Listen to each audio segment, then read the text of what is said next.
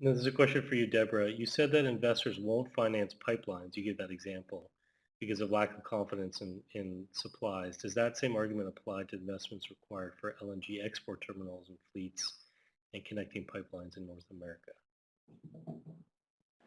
Well, that's interesting because if you go in and you look at the contracts, like for Cheniere, for instance, Cheniere received the first export permit, and they're anticipating to be able to export their first exports to go out end of 2014, early 2015.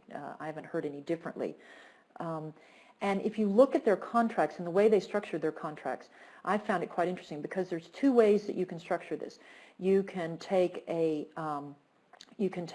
flat upfront fee, or you can take a sliding scale fee that would increase over time. And you would, theoretically, if you had product there for decades and decades to come, as industry says, then the sliding scale fee would be better for you. But Cheniere chose to take a fixed rate fee. And I think it's because they know they've got a very expensive proposition ahead of them, or project ahead of them, in doing the work to flip these terminals from import terminals to export terminals. And they want to get their money back as quickly as possible because they don't know whether shales are going to be long-lived and exportation is going to last that long. And so they're just trying to amortize their costs as quickly as possible. So I think that's yet another example of lack of confidence within the industry. Thanks. This is a question I think for you, Richard, which is looking at sort of international shale resources. If the trend in the U.S. continues abroad to other large shale plays elsewhere in the world, could this keep the plateau of oil production going, or even result in slight increases in oil production globally for the next several decades? What do you think the situation will look like through, say, 2050? Yeah. That seems extremely unlikely. The Chinese are developing shale gas right now, but it's about the only country in which this is likely to take off on any scale. Tight oil, not so much. And the reason for this is, well, there's several reasons. In most of the countries that have the shale gas and tight oil resources, the geology just isn't as good as it happens to be in a few places in North America.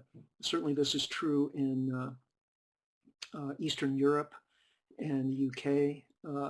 Both places there are efforts afoot to drill and frack and produce shale gas and tight oil, but those efforts are running into not only problems with profitability. The polls in Poland, they downgraded their likely reserves, I think, by 90% from what the EIA originally suggested might be there in terms of recoverables, on the basis of a few test wells. The other problem that they run into is in most of these countries, subsurface mineral rights are owned by the government. In the U.S., they're owned by local, landowners. So if you have some property, you own the subsurface rights, and if Chesapeake wants to drill there, they have to pay you an upfront fee and then royalties on production. So you have a direct interest in the process, and for people in poor communities, and drillers often target poor communities. Some leasing and royalty payments can mean the difference between starvation and not starvation, basically. So people in these communities are willing to take the industry's side in disputes about environmental or human health impacts, and they're willing to cover up those impacts very often. Now, if people aren't receiving these payments, if the subsurface rights are owned by the government, there's no incentive for people to take the industry's side, and that's why we see in Romania, in Poland, in the UK, there's here in the U.S., there's plenty of backlash against fracking, hundreds of citizen groups and so on. Well, the backlash in these other countries is much greater. So I think we're much less likely to see the shale phenomenon take hold elsewhere in the world, with the possible exception of China. And so it's most likely once the U.S. bubble bursts, that'll be pretty much it. You know, there might be some reverberations for a while in a few other places, but we're not going to see the rest of the world get fracked. So let me see. There's a bunch of questions here about logistics, so maybe I could just take a quick second to try to answer these.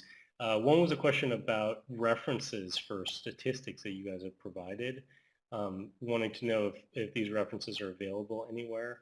I could say for Richard that all of the citations from that were put in snake oil and used in his presentation all come from Drill Baby Drill or other sources that are cited in snake oil. But Deborah, can you talk a little bit about the references that you might have, and are there places people can go to try to get those?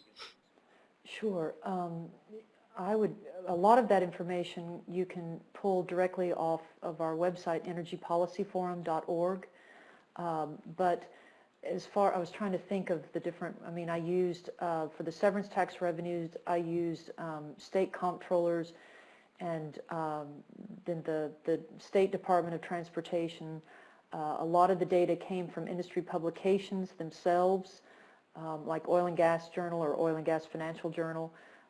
So it's all, I'd be more than happy to provide sourcing for any of my slides if you want to contact me through Energy Policy Forum.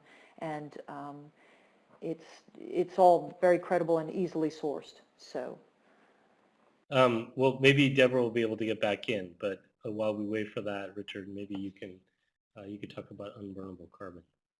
Yeah. Well, I won't try to pick up where Deborah left off, but I would just make a complementary point that of that 80% of unburnable carbon, a very large proportion is unburnable not only for environmental reasons but also for economic reasons. It's the amount of energy that it'll take to produce those hydrocarbons is in many cases more than we'll get from burning them, and the amount of investment capital that will be required is absolutely prohibitive. So, I think it's important that we once again combine the environmental and the economic arguments. This is it's a rapidly moving escalator, the fossil fuel problem of diminishing returns. The law, everyone's heard of the law of diminishing returns. Well, as you extract a non-renewable resource like oil, gas, or coal, that's what happens. The returns on investment, both financial and energy, decline savagely as time goes on, and we're well into that latter phase. There's a question here about fuel cell cars, so hydrogen fuel cells, and someone had read that natural gas is being used to make hydrogen for fuel cell cars. So they aren't really environmentally friendly, are there? So can you talk at all about fuel cells or hydrogen? Well, there are different ways of producing hydrogen. Right now, virtually all of the commercial hydrogen on the market is produced from natural gas. Theoretically, technically, it's possible to make hydrogen from solar or wind or any source of electricity, or from other fossil fuels, for that matter, other than natural gas. So it's a bigger subject, actually, because you have to look at what are the total well to wheel emissions for a fuel cell, for hydrogen, for the process of distribution and storage. It's complicated, but there's no free lunch. At the end of the day, a lot of people think hydrogen, well, it's the most abundant element in the universe, so therefore we should be able to use that for transportation. Well, maybe, yes, certainly in niche applications, but it's going to require a major retooling of our whole energy infrastructure, and we need to do the analysis before all of that investment is done as to whether it's whether it makes energy sense as well as financial sense.